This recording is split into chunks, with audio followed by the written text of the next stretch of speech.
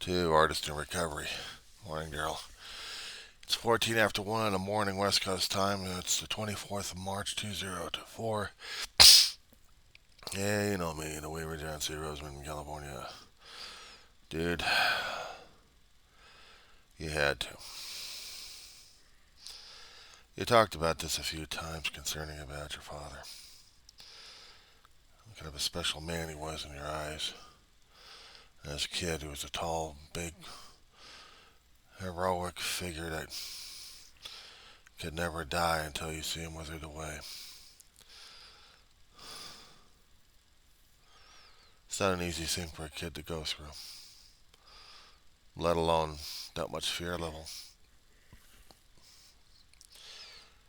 What's also not the greatest damn thing is to see a parent wither away like that.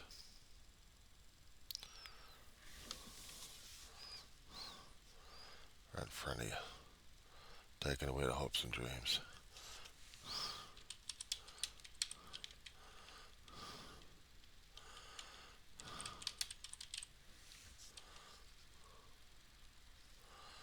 Anyway, yeah, I've known people, and I've had relatives. I've had relatives who've been cursed, or should I say touched, by cancer, but somehow survived. My grandmother had cancer in the ear, and he took off part of her lobe. My mother had endometrial. She had to have a total hysterectomy. It was well before my mother passed away. It was like about 10, 15 years before she withered away. A lot of her family, friends, when they passed on, she was very attached to them. It took a lot of life out of her. There was one girl, there was one lady that Ma and Dave and I kind of adopted as a sister in our family. We met her in the 12-step program. And there were other ladies we met. I met a great deal, but this one was. I'd seen how this vibrant woman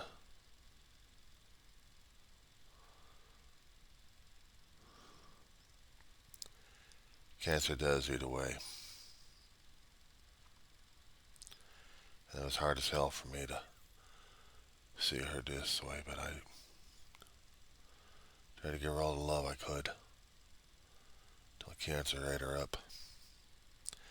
There's a Bette Midler song, Wind Beneath My Wings. Movie, Beaches. My mother would watch this with her. Bette Midler would be haunting this song that she sung was powerful. And it meant the world to Marta before she passed. It was one of the songs Ma still liked to listen to from time to time to remind her of her. And I couldn't deal with it because it hurt too damn much reminding me of that when it was Ma's time, when she passed. I did a musical video, a tribute about Ma. Somewhere on my channels, it's hiding in there. But to this day, I can't listen to that music ever again because that meant two ladies in my life mattered the most. Yeah, cancer had touched my family, and I almost came to believe that there was like a curse in the family because of it. I had one uncle, I think I had one relative die from it. I'm not quite sure which one. Oh, Uncle Bill. Yeah. He smoked a great deal. Smoked a great deal. He had to have treatment for it. And then one day he was taking a lungful of air. The story went, and then he blew out his lungs. There was a lot of damage to his lung tissue.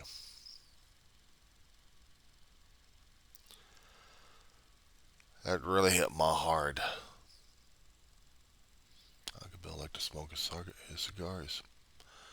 Special prosecutor for the state of California, and a criminal psychologist degree. He worked very hard to get that in his adulthood, and he was using it for his work. The family ever hardly talks about how much the grieving hits them because they all hide it from each other. They don't want to deal with it. They don't want to deal with their uncle. Actually, they don't want to deal with their father in that situation. I didn't want to deal with it either because I didn't realize that sometimes I'd forget or just choose not to remember that my uncle died from cancer. When my brother had to go to doctors all the time, it kept bugging my brother about his smoking situation. He make a joke about death, dude. He made a joke about this one. Every time the doctors would say, Mr. Shaw, if you don't stop your smoking, you're going to die. He goes, when, doc? When? When is that going to happen? This is not funny. I'm not kidding. When? Because probably at that time he'd probably make a joke about the whole damn thing, but I know he was serious. He was deadly serious about it. He lost a hell of a lot of people in his lifetime. And the thing is, he wasn't afraid to die. He wasn't afraid to die. At one time, I think after that doctor's visit, he was going to the hospital because of a heart attack he suffered at college. I was with him during that time, and it scared the hell out of me. I mean, it royally scared the shit out of me at that point.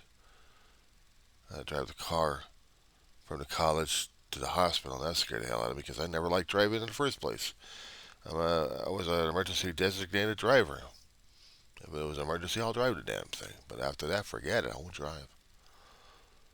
And I had to drive the car home, actually to the hospital, praying up a storm. I figured I'd meet him over at the emergency room, and then what? I don't know. Meanwhile, while the car was in the area, and my skills weren't that great driving that damn thing. They never were. I never kept my skills sharpened when it came down for driving a car because I was always afraid of dying in a car accident, and damn near came close to a damn thing. So yeah, it scared the hell out of me. But I was the one driving when I was a passenger when it hit. My brother was driving the damn thing. Oh, long stories. And those other stories buried alive in the wind files. But go in the emergency room, and my brother's arguing. I want to get the hell out of here. I don't care. I'm feeling fine. I'm not staying overnight. His, his enzymes are out of whack. They wanted him to stabilize. He just suffered a heart attack and he was going to be going back home. A day or two later, his doctor's already giving him shit at that point. What the hell is wrong with you, Mr. Shaw? You should have stayed at the hospital and had him stabilize you. I didn't want to die there, doc. See, that was the thing. He didn't want to die there. He didn't want to become like Ma. We already lost Ma. And we were going over to college to... I don't know why the hell he was going over to college. Probably because he didn't want to spend all the damn time he wanted to in the rest of his life. He wanted to get on with life. He didn't want to deal with Ma. He didn't want to deal with the death. He didn't want to deal with anything regarding losing Ma at that time. He didn't, neither did I. It wasn't the money, the free money that we heard from one guy talking about college. No. It was about time to do something with my life. Get on with it. Not get on with the pain, not get on with the grieving, not get buried alive. like I am right now these days. But no, it was just dealing and coping with this thing called life. And I wanted to get my education. I screwed up in my college when I was a kid. This is my time to get it done. So, yeah, I was motivated on that level. I'll talk about it at times about college and stuff, my other videos. Suffice it to say, David realized he should have gone to the hospital, but he was too damn afraid to die in a place where Ma died, and he wasn't going to deal with that. But the problem is, I don't know if he died in the hospital or if he died in the route, but it's like a few years later. I had to ride an ambulance ride from here to the hospital with him at back. And I go into the emergency room, waiting for them to call me in. And I'm dealing with a meat bag. I'm dealing with a side of beef that's already been dead. And I already pulled out the stuff and tried to clean them up a little bit. They probably fought like hell in the back of the ambulance. David was determined not to die in a hospital. But they pronounced him in the ambulance, maybe, and I didn't even get a chance. I didn't even know. I was rushing myself to the pedestrian area, to the waiting area, and not going in with him. Hospital rules. And my brothers. The last image in my head about my brother is basically looking like a damn side of beef. I couldn't see his face. I didn't want to see his face. There was no way in hell I was going to be able to deal with that one there, dude. I didn't want to. It scared the hell out of me too damn badly.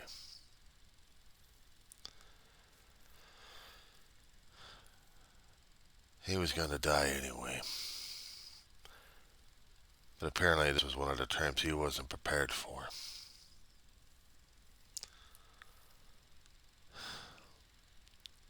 But he wasn't afraid of death either.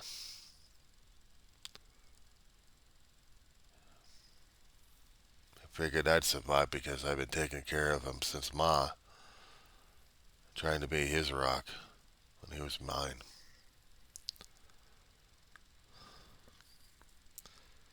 When it comes to for being graced by death in different forms, yeah, friends and family. Ma passes away from old age, tired, bone tired, soul tired, just withered away. I kind of figured that I'd be next in a cancer situation there. Am I kidding?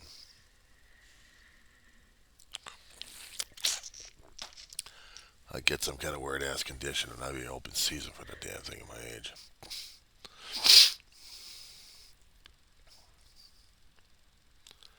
I'm trying not to think about the camera curse my brother was tormenting himself with. He figured that the bloodline kin, the men in it, had died after the age of 60. As soon as they hit the number 60 mark, they started passing away. It didn't matter what it was, cancer or suicide or heart attack, stroke. It was going to hit him. It was going to hit him hard. Had me set up all this time.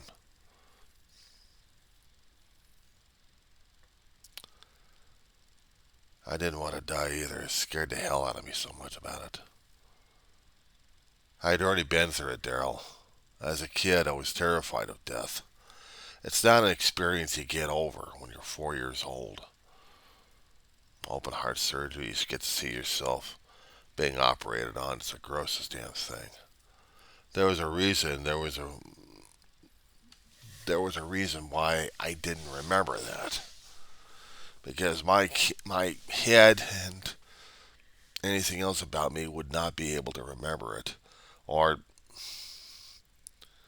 the experiences or feelings or anything else about it. I mean, death is a different experience when you go through it. I mean, as an adult, you got all the adult experiences, and on your maturity, you have perspective, you will probably try to find a way to understand that.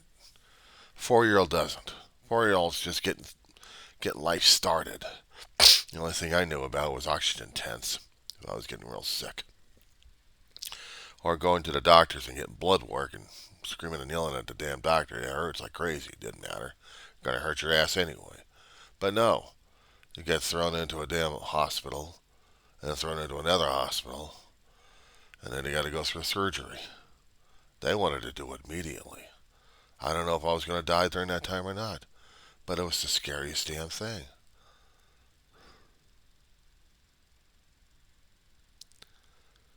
And I'd been through it, and I've been marked by it ever since. I had to be tough about it. I had to be tough about it. Didn't matter if I was going to get PTSD or white light syndrome or whatever the hell they called it during those days. Or just, you had to toughen up, Marianne. You had to toughen him up, Marianne. He's got to be tough, Marianne. Don't you understand? I'm going to get you sent over to the laboratory if you don't do this, if you don't do this, John. Pediatrician I learned to hate during those days. I mean, really hate his ass. And everybody else was wearing white.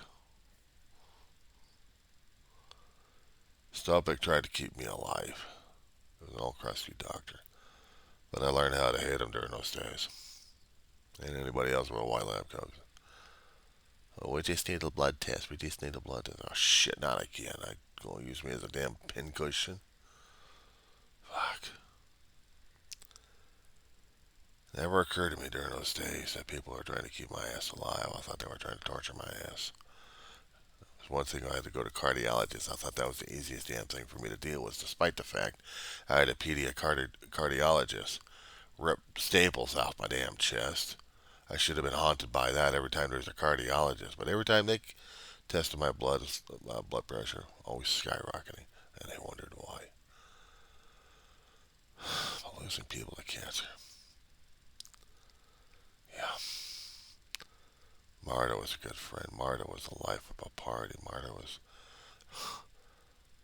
She was a lady that Dave and I could definitely hang around and pal around with and call her his sister. And she acted like a big sister. She was. She lived with a roommate. And they had a problem with this guy called Manny. Manny was an asshole to this other lady named Ellen.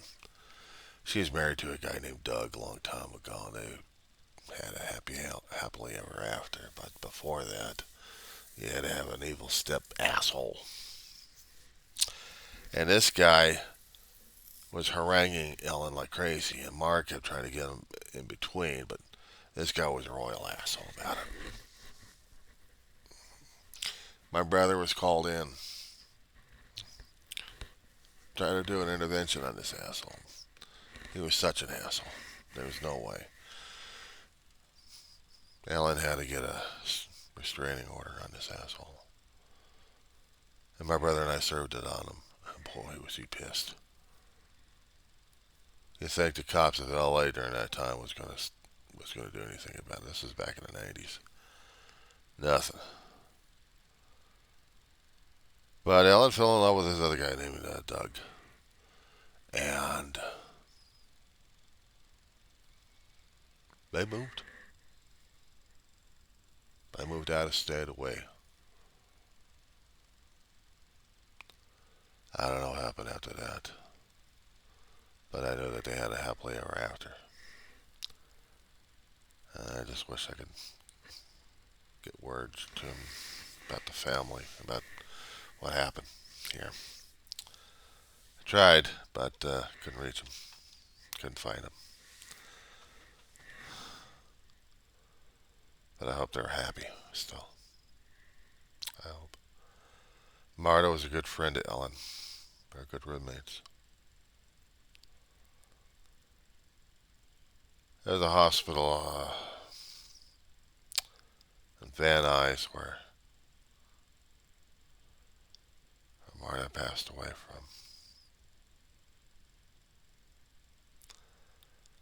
It was the hardest damn thing we had to go through.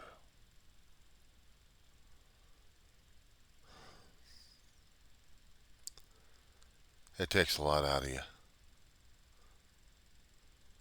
The wind, try sucking out every damn air from the molecules from your cells, and you just can't go anywhere after that.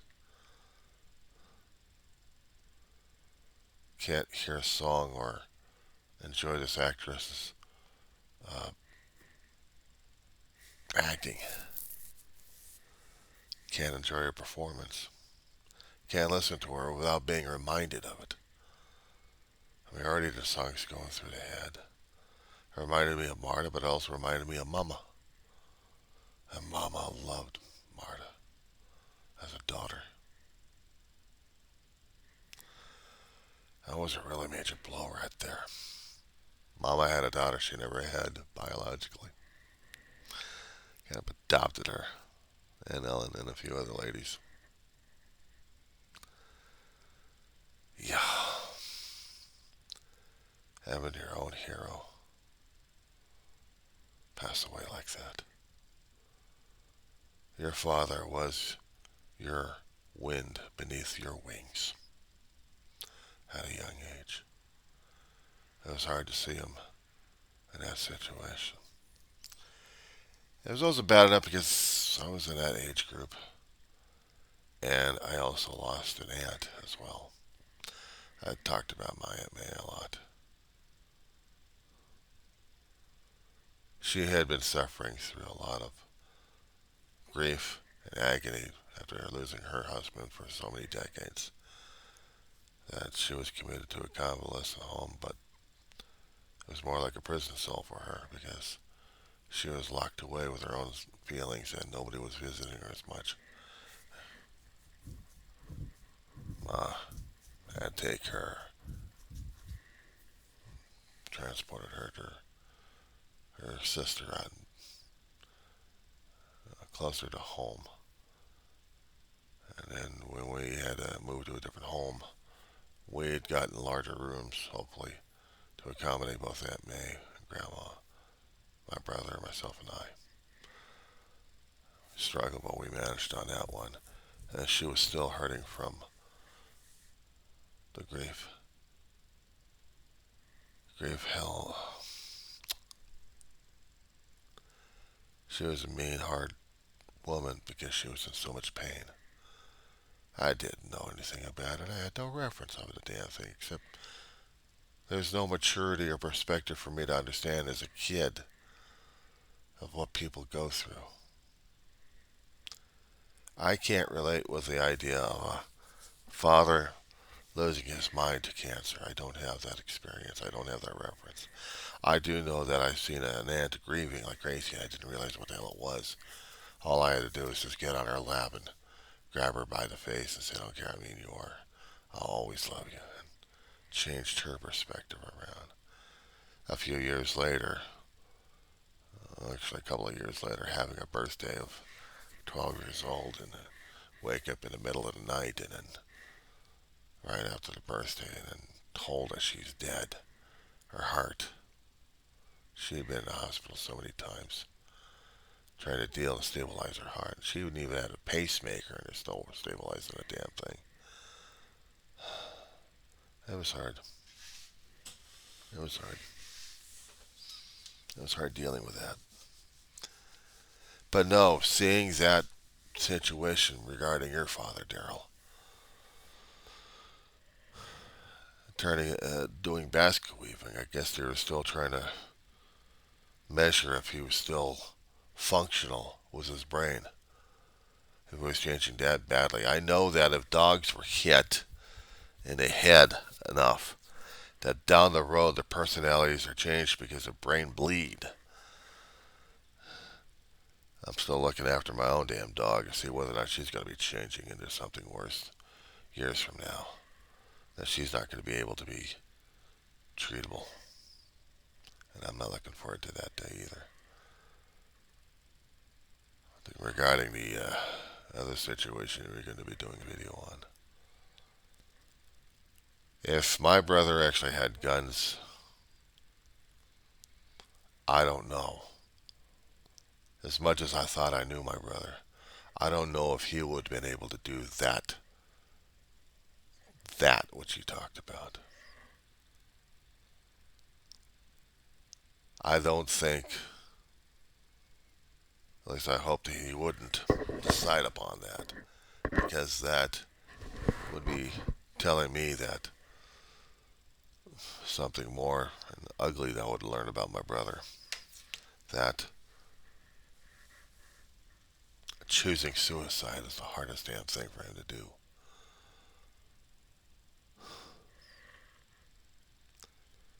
And it's not the greatest damn thing to deal with anyway, especially when if you have to face it yourself. Yeah. Part two.